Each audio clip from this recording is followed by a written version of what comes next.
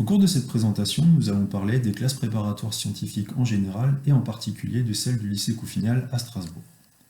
Alors pour commencer, une classe préparatoire scientifique va permettre de passer des concours pour entrer dans des écoles d'ingénieurs, afin de devenir ingénieur. Alors ingénieur dans quel domaine? Ingénieur dans le domaine de l'environnement et de l'énergie, par exemple, avec quelques écoles qui sont spécifiques à ce domaine, ou qui permettent de déboucher dans ce domaine. On peut aussi travailler dans le biomédical en étant ingénieur, dans les télécommunications avec des écoles qui sont un petit peu plus spécifiques à ce domaine, dans les sciences des matériaux, dans le génie civil ou le bâtiment, dans la mécanique et les transports, c'est un domaine qu'on imagine un peu plus pour les ingénieurs,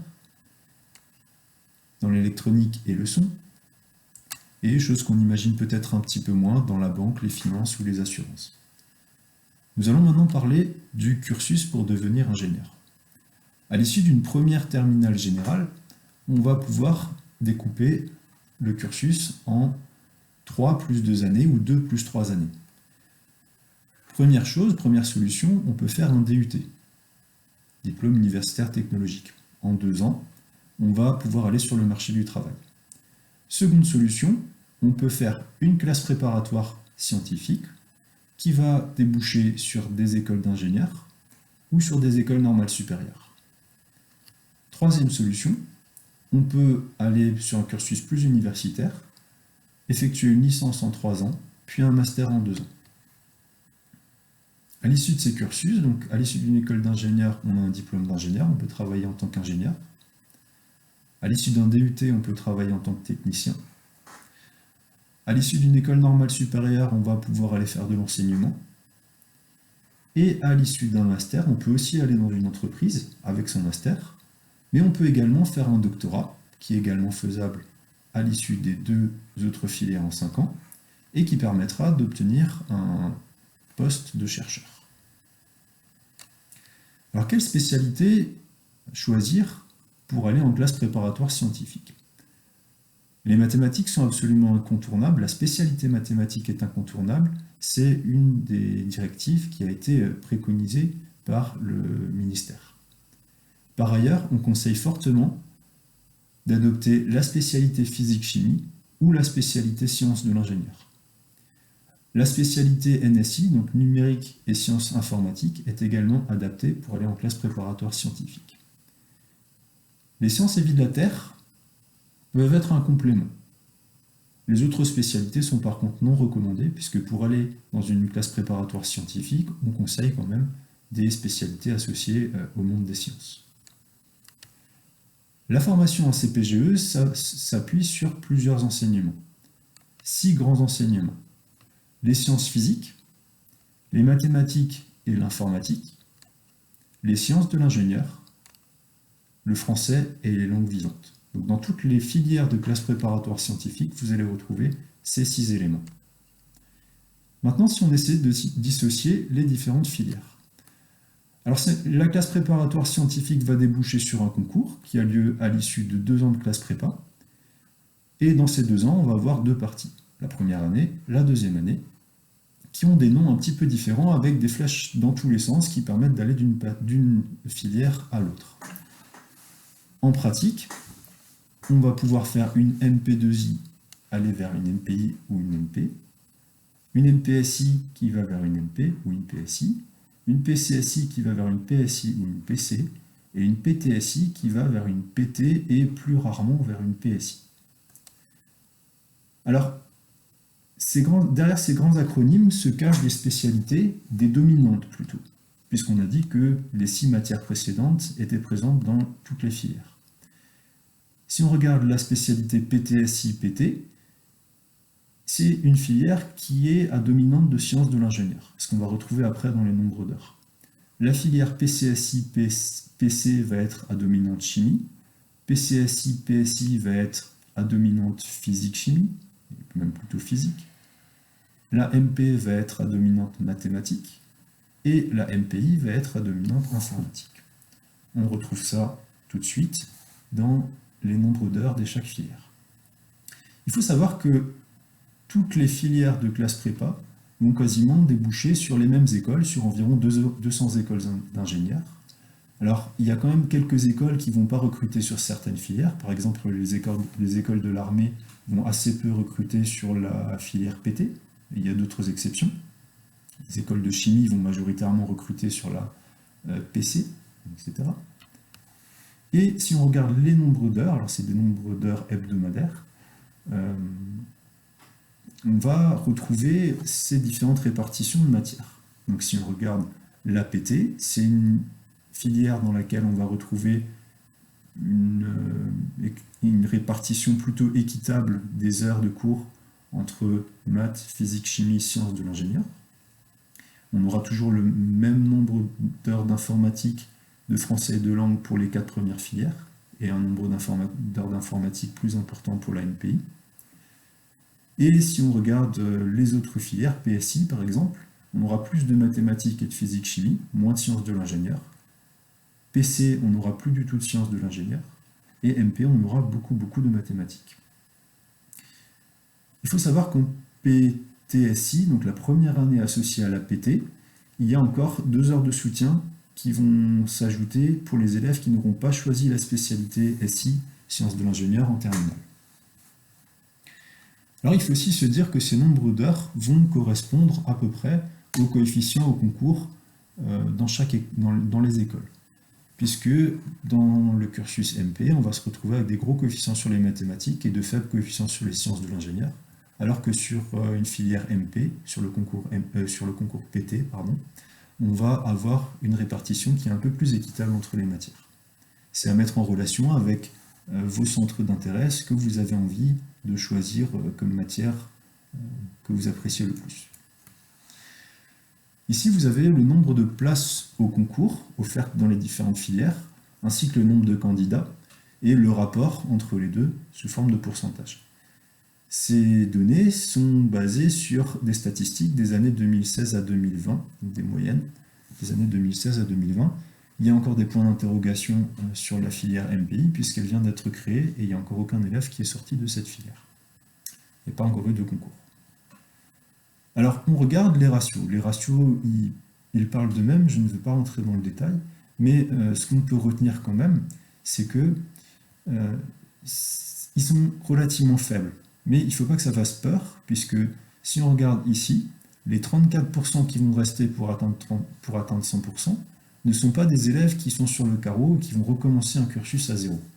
En fait, dans les 34% qui restent ici, ou dans les 20% qui restent par ici, il faut imaginer qu'il y a encore des étudiants qui vont rentrer dans des écoles sur dossier. Ça, c'est uniquement les données qui sont issues des concours, et les écoles sur dossier ne sont pas comptabilisées. Et il y a également des étudiants qui vont choisir de refaire leur deuxième année pour intégrer une école qu'ils n'ont pas obtenue suite à leur concours leur premier passage au concours.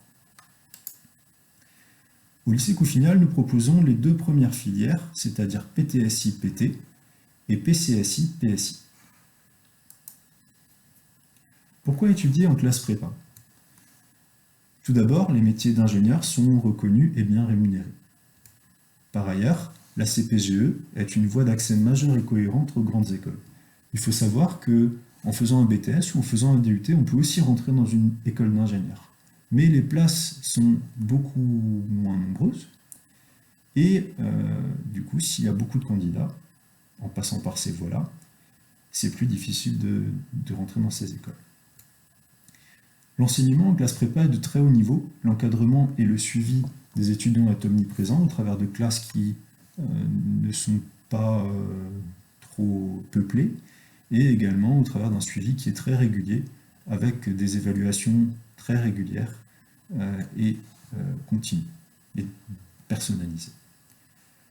Par ailleurs, les programmes sont dans la continuité de ce terminal général, donc il ne faut pas avoir peur d'avoir une grosse marche au démarrage de la première année de prépa.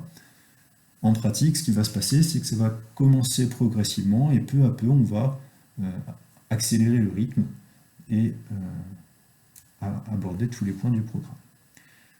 Par ailleurs, le sérieux et le travail des élèves garantissent la réussite et il faut savoir que si les classes prépa vous admettent dans leur classe, c'est que elles estiment que vous avez le niveau. Alors comparons maintenant les taux de réussite en études post-bac. En études post-bac, à l'université, il y a seulement 50% des élèves qui vont arriver à passer en licence 2 du premier coup. Et seulement 30% des élèves qui sont rentrés à l'université vont obtenir leur licence 3 du premier coup. En faculté de médecine, en PACES, seulement 20 à 25% des élèves vont arriver du premier coup à passer en deuxième année. En IUT-DUT, en 2 ans, 60% des élèves vont arriver à obtenir leur DUT. En 3 ans, c'est 75% qui vont arriver à le faire, donc il y en a qui vont redoubler. En prépa intégrée du type INSA ou autre, on va avoir 70 à 75% de réussite de passage en deuxième année, lors du cycle de prépa intégrée. Ça veut dire qu'il y a quand même déjà des élèves qui ne vont pas être acceptés en deuxième année de prépa intégrée. Et il faut savoir qu'après, il y a encore un choix de spécialité. Il va être aussi sélectif suivant un classement à l'issue de la prépa intégrée. Si on aborde le point des classes préparatoires aux grandes écoles, la réussite d'intégration dans les écoles en 2 ans est d'environ 70%, toutes filières confondues, en 2 ans de prépa. Au coût final, si on recherche les statistiques, on est en PTSI-PT sur un taux d'intégration de 80% et en PCSI-PSI sur un taux d'intégration de 75% en 2 ans. En 3 ans, c'est-à-dire qu'il y a des élèves qui peuvent refaire leur deuxième année, on est à 80% en moyenne, 99% en PTSI-PT et 95% en PCSI-PSI, ce qui correspond à des bons taux si on compare à tout ce qui a été dit sur cette diapositive. Voici quelques exemples d'intégration avec des élèves qui sont passés par les prépas du lycée Couffignal et qui ont pu intégrer des écoles prestigieuses comme les arts et métiers, l'école normale supérieure, l'école polytechnique, centrale ou les ponts. Alors d'autres exemples d'étudiants du lycée Couffignal en classe prépa qui sont arrivés à intégrer des écoles prestigieuses. Il faut savoir que ces étudiants ou ces étudiantes avaient fait une terminale SVT. Donc n'avaient pas fait de SI en terminale, en première terminale. Et pour autant, ils ou elles ont très très bien réussi en obtenant de belles écoles à la sortie. Donc il ne faut vraiment pas se dire que parce qu'on a fait SVT, on ne peut pas aller en classe préparatoire scientifique. Et on précise aussi qu'il y a encore bien d'autres écoles qui vont correspondre à tout le monde.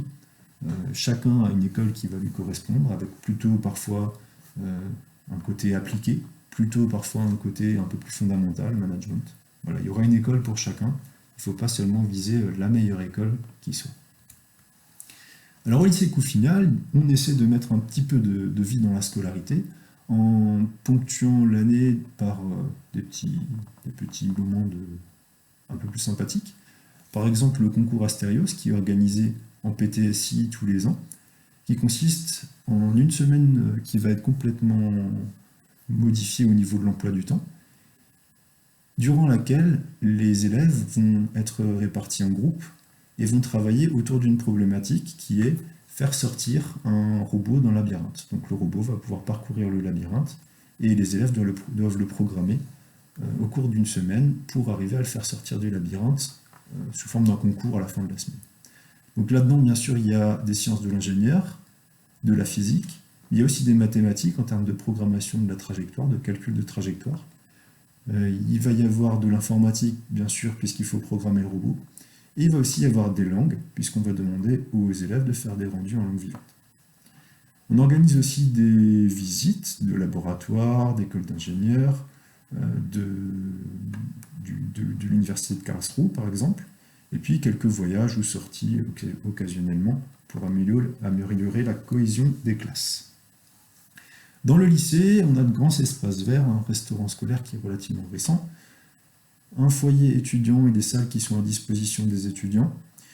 C'est un lycée qui est à proximité des moyens de transport, le tram s'arrête devant le lycée, la gare SNCF de Crimery est juste à côté, et c'est un lycée qui est quand même bien desservi par les transports. Il y a un grand internat, chose qui n'est pas à négliger quand on arrive en prépa, puisque ça assure la cohésion de groupe au travers des classes. Les effectifs sont raisonnables et l'ambiance va être studieuse et conviviale, sans gros esprit de compétition entre les étudiants, ce qui peut être aussi très agréable pour étudier en classe prépa.